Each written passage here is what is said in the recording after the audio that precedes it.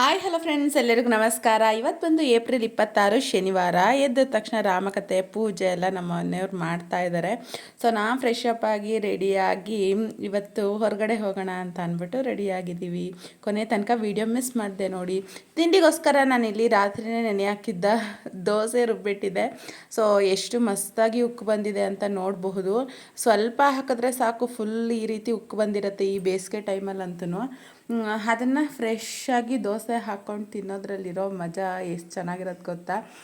ತಂಗ್ಳು ಹಿಟ್ಟು ಅಂತ ಅಂದರೆ ಅದಕ್ಕೆ ಈರುಳ್ಳಿ ಕ್ಯಾರೆಟು ಅದೆಲ್ಲ ಹಾಕಬೇಕು. ಬಟ್ ಫ್ರೆಶ್ ಆಗಿರುವ ದೋಸೆ ಹಿಟ್ಟಿಗೆ ತುಪ್ಪ ಹಾಕಿ ಜಸ್ಟ್ ಚಟ್ನಿ ಪಲ್ಯ ಇದ್ಬಿಟ್ರೆ ಒಂದು ಮಸ್ತಾಗಿರುವಂತಹ ಕಾಂಬಿನೇಷನ್ನು. ಇದು ಒಳ್ಳೆ ಬ್ರೆಡ್ಡಾಗಿ ಬಂದಿದೆ. ಉದ್ದಿನಬೇಳೆ ಸ್ವಲ್ಪ ಜಾಸ್ತಿ ಹಾಕ್ಬಿಟ್ಟಿದ್ದೆ. ಇದಕ್ಕೆ ಹೆಸರು ಕಾಳು ದಾಲ್ ಇತ್ತು.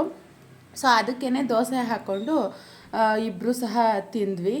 ತಿಂದ್ಬಿಟ್ಟು ಸ್ವಲ್ಪ ಹೊತ್ತು ರೆಸ್ಟ್ ಮಾಡಿ ನಂತರದಲ್ಲಿ ನಾವು ಯಾಕೋ ಸ್ವೀಟ್ ತಿನ್ಬೇಕಂತ ಅನ್ನಿಸ್ತಾ ಇತ್ತು. ಆದ್ದರಿಂದ ಮಹಾಲಕ್ಷ್ಮಿ ಸ್ವೀಟ್ಗೆ ಹೋಗಿದ್ವಿ. ಅಲ್ಲಿ ನೋಡಿದ ತಕ್ಷಣ ಯಾವ್ದ್ಯಾವ್ದು ಇಷ್ಟ ಆಗತ್ತೆ ಅಂತ ಅಂದ್ಬಿಟ್ಟು ಒಂದು 3 ಥರ ತಗೊಂಡಿದ್ವಿ.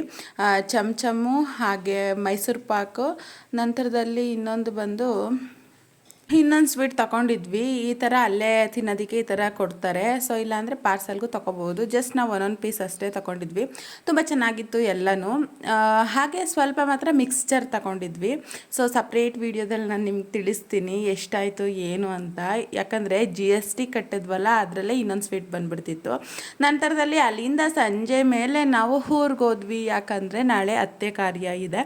ಸೊ ಅದ್ರ ಫುಲ್ ವೀಡಿಯೋ ಯೂಟ್ಯೂಬಲ್ಲಿ ಹಾಕಿದ್ದೀನಿ, ಯಾವ ರೀತಿ ಮಾಡಿದ್ವಿ ಏನು ಅಂತ ಅಂದ್ಬಿಟ್ಟು. ಮಿಸ್ ಮಾಡಿದೆ ನೋಡಿ. ಅಲ್ಲಿಂದ ಕಾಯ್ಕೊಂಡು ಕೂತಿದ್ವಿ. ಆಮೇಲೆ ಬಂದರು ನಮ್ಮನ್ನ ಕರ್ಕೊಂಡೋಗೋದಕ್ಕೆ. ಈ ನಾಯಿಗಳಂತೂ ನಾವು ಒಂಚೂರು ಪ್ರೀತಿ ತೋರಿಸಿದ್ರೆ ಸಾಕು, ಬಂದು ನಮ್ಮ ಹತ್ರ ನಿಲ್ತವೆ. ಬಟ್ ಫೋನಲ್ಲೆಲ್ಲ ನೋಡಿರ್ತೀವಲ್ವ, ಅದು ಬಂದು ಕಚ್ಚಿಬಿಡುತ್ತೆ ಅಂತ ಎಷ್ಟೇ ಪ್ರೀತಿನ ಸಾಕಿದ್ರು. ಅದರಿಂದ ಸ್ವಲ್ಪ ಭಯ ಅಷ್ಟೇ. ಹೋಗಿ ಅಷ್ಟರಲ್ಲಿ ನಮ್ಮ ಅತ್ತಿಗೆ ಮುದ್ದೆ ಮೊಳಕೆಕಾಳು ಸಾಂಬಾರು ಮಾಡಿದರು.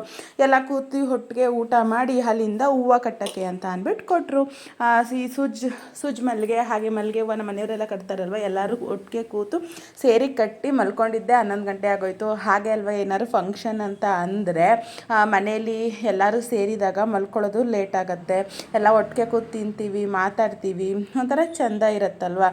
ಸೊ ನಾಳಿನ ವೀಡಿಯೋದಲ್ಲಿ ಸಿಗ್ತೀನಿ. Thank you.